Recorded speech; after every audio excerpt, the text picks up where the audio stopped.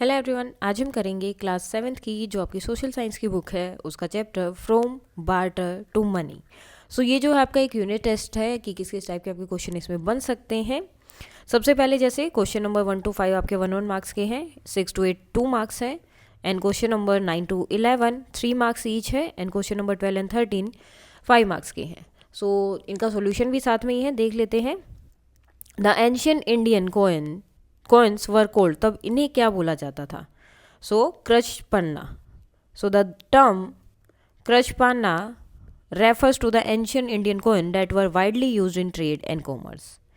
Which one of the following is a limitation of the barter system? तो barter system का limitation क्या था कि double coincidence of wants, कि दो बार वो सेम चीज़ चाहिए होती है। So the barter system require a double coincidence of wants, meaning both parties must have what the other desires, which limit its efficiency. Other options do not directly pertain to the fundamental limitation of barter. Which authority in India control the issue of currency today? So कौन सी authority है जो ये सब चीज़ें देखती है, जो money से रिलेटेड है? Reserve bank of India, RBI. So the Reserve Bank of India is the sole authority responsible for issuing currency in India, ensuring the stability and integrity of the nation's monetary system. The Jonbeel Mela is held in dash, तो कहाँ होता है?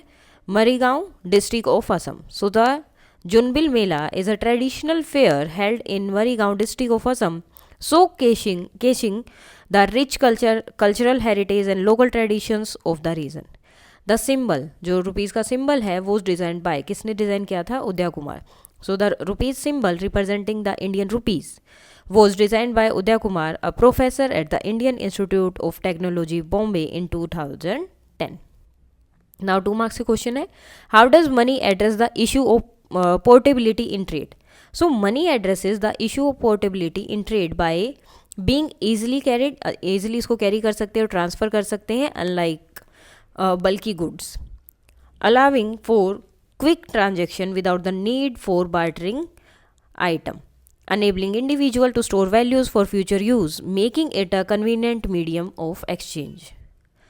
What symbols were typically engraved on ancient Indian coins? तो कौन कौन सी जो है चीज़ें वहाँ पर इंडियन coins पे बनी होती थी?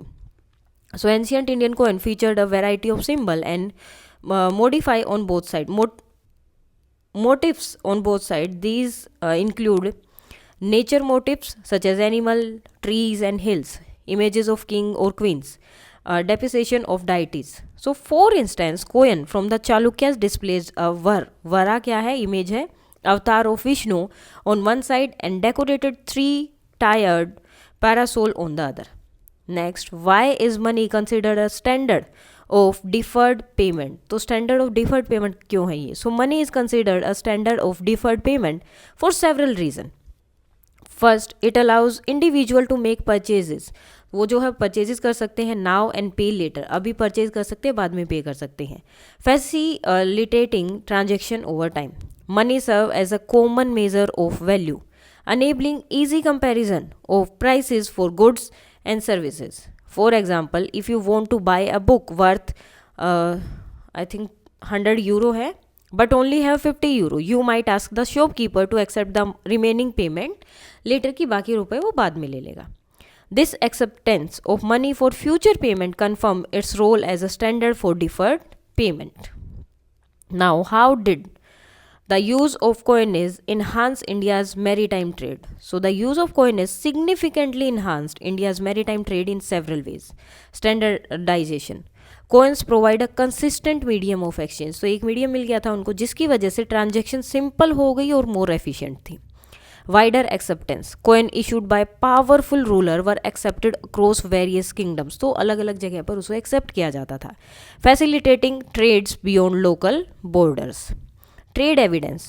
Archaeological findings of coin in regions like Kerala and Tamil Nadu indicate active trading with other countries. तो पता चलता है कि उस टाइम पे बहुत दूसरी कंट्रीज के साथ जो है ट्रेड होता था. Economic growth. The ability to trade more easily contribute to the economic prosperity of southern India.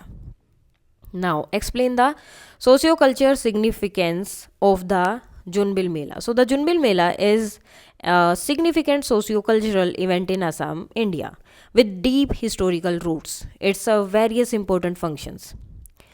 Junbin Mela is a traditional fair in Assam that promotes social harmony among tribes like Tiwa, Karbi, Khasi, and Jaintia. It receives the ancient barter system, encouraging exchange of local goods without money, यानी कि अभी भी यहाँ पर पैसे का use ना करके चीज़ों का यूज़ करते हैं चीज़ों के लिए. The mela preserve cultural heritage through ritual like Agni puja and showcase traditional art, music and customs. Explain how digital payment methods solve the problem of the barter system. तो किस तरह से इसने बार्टर सिस्टम की जो प्रॉब्लम थी उसे सोल्व कर दिया. Digital payment method offer significant advantage. तो बहुत सारे सिग्निफिकेंट एडवांटेज हैं जो हमें मिले ट्रेडिशनल बार्टर सिस्टम के ऊपर. एफिशिएंसी, ट्रांजेक्शन आर क्विकर, जल्दी होती हैं. Do not require finding a direct match, कोई आपको डायरेक्ट मैच नहीं चाहिए अपने गुड्स के लिए, सर्विस के लिए. Convenience, payment can be made any time and anywhere using device like smartphone और computers. Security, digital payment reduce the risk of theft and loss associated with carrying physical goods और cash. तो उसमें ज़्यादा जो है चोरी का या कई बार गुम भी हो जाती है चीज़ें, उसका खतरा था, तो अब वो नहीं है. Record keeping, electronic transaction provide automatic record making it easier to track spending and manage finance. Now next question है, analyze the problem of the barter system that necessitated the invention of money, कि क्यों जो है इसकी ज़रूरत हुई. The barter system has several significant problem that led to the need for money. Double coincidence of wants, both parties needed to have what the other wanted. दोनों के पास वो चीज़ होनी चाहिए जो दूसरे को चाहिए, सामने वाले को चाहिए, जिसकी वजह से एक्सचेंज डिफिकल्ट होते थे.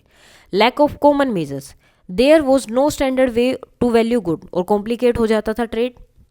Indivisibility, some goods could not be easily divided into smaller parts. कुछ चीज़ों को आप छोटे छोटे पार्ट्स में नहीं कट कर सकते हैं, तो उसको कैसे जो है ट्रेड किया जाएगा. Storage issue, Percival items could not be store for long period. अब कुछ चीज़ों को आप जो है ज़्यादा टाइम तक स्टोर करके नहीं रख सकते हैं, तो वो वेस्ट हो जाते थे. Transport difficulties, carrying large quantities of good was cumbersome and impractical थे वो, क्योंकि इतनी चीज़ें मतलब साथ में लेकर चलना और हर जगह ढूंढना तो ज़्यादा मुश्किल होता.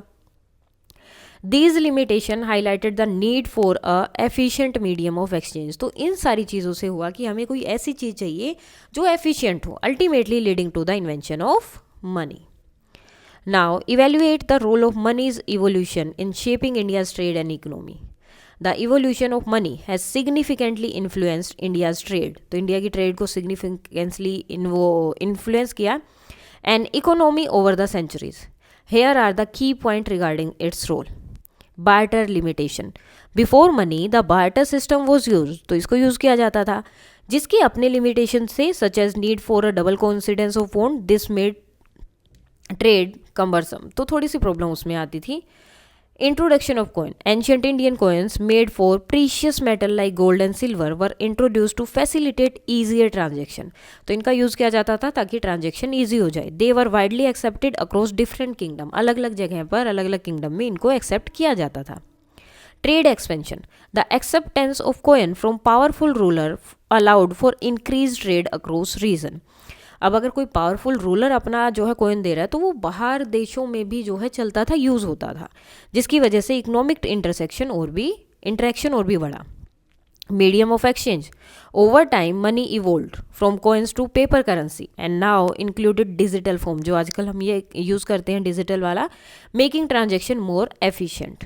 Global trade, the evolution of money has enabled India to engage in international trade, boosting its economy and connecting it with the global market. So in summary, the evolution of money has transformed India's trade practice जो थे, economic structure था, उसको बिल्कुल पूरी तरह से transform कर दिया है, facilitating smoother exchange and expanding trade opportunities. So इसके साथ ही आपका चैप्टर जो है ख़त्म हो जाता है. इसके नोट्स जो भी यूनिट टेस्ट था, ये कोई डाउट है तो आप बता सकते हैं. That's all for today and please like share and subscribe. Thank you.